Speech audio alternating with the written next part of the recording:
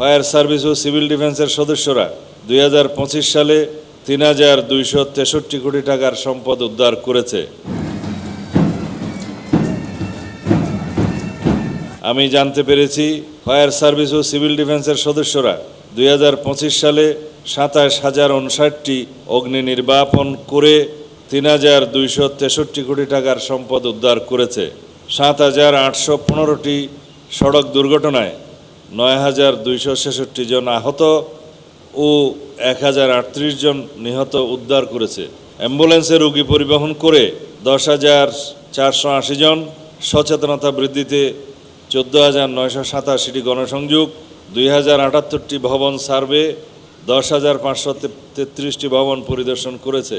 নতুন community volunteer তৈরি করেছে 1,039 জনকে, 2,56,165 জনকে অগ্নি নিরাপত্তা বিষয়ক প্রশিক্ষণ প্রদান করেছে, যা সত্যি প্রশংসার দাবিদার। এছাড়া 2025 সালে অপারেশনাল দায়িত্ব পালন করতে গিয়ে এই বাহিনীর 3 জন সদস্য নিহত হয়েছেন এবং 27 জন আহত হয়েছেন। তাদের এই বহুমাত্রিক গুরুত্বপূর্ণ কাজের স্বীকৃতিস্বরূপ ফায়ার সার্ভিস ও সিভিল ডিফেন্সের কর্মকর্তা কর্মচারীদের আজকের অনুষ্ঠানে পদক প্রদান করা হয়েছে। যারা পদক পেয়েছেন আমি তাদের আন্তরিক অভিনন্দন জানাচ্ছি। আজ নবীন station officer, fire fighter, nursing attendant, ডুবুরিও ড্রাইভারগণ বুনিয়াদী প্রশিক্ষণ সাফল্যের সাথে সম্পন্ন করে ফায়ার সার্ভিস ও সিভিল ডিফেন্সের কর্মজীবনে পদার্পণ করছেন। বিকাশ পেমেন্টে 10,000 টাকার বেশি অফার, শপিং চলছে তো।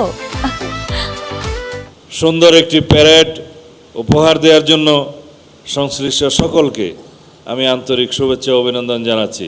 বিশেষ করে যারা চৌকস পদক পেয়েছেন তাদের উষ্ণ অভিনন্দন জানাচ্ছি।